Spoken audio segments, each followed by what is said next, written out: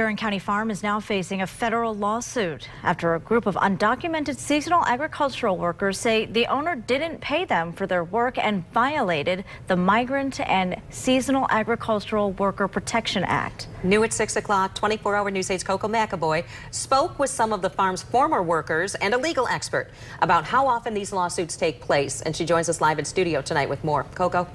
Good evening. The lawsuit is against Ariano Fresh Fruit Market and Restaurant in Covert and the owner, Armando Ariano.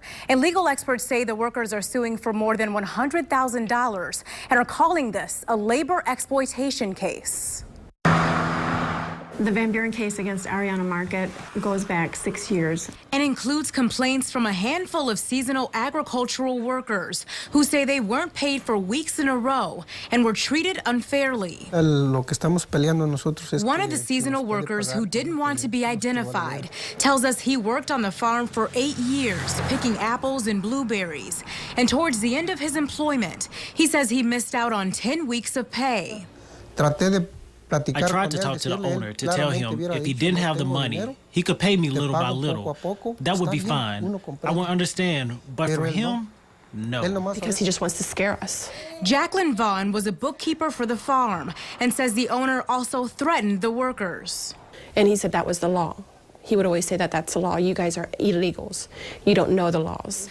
Teresa Hendricks with Michigan Migrant Legal Aid tells us that's a common problem, and they handle at least one case each year. Over the last decade, we've recovered over $1 million in wage theft for workers. We went by the farm to try to speak to the owner about the allegations. Armando está aquí? No? But was told he wasn't there. Then we reached him over the phone, and he told us he had no comment.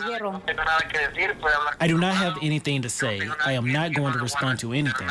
The workers say they will fight for their money. I do not have problems with him. I just want to tell him to pay us because we already worked for it. But what bothers them the most are the things they say they can't recover. He stole from us. He stole our happiness. He stole our money.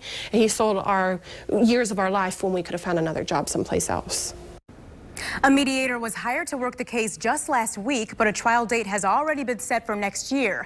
Now, coming up at 11 o'clock, we speak with legal experts about the impact of the migrant industry in West Michigan and what they say is the biggest problem affecting domestic workers today. I'm Coco McAvoy, 24-hour News 8.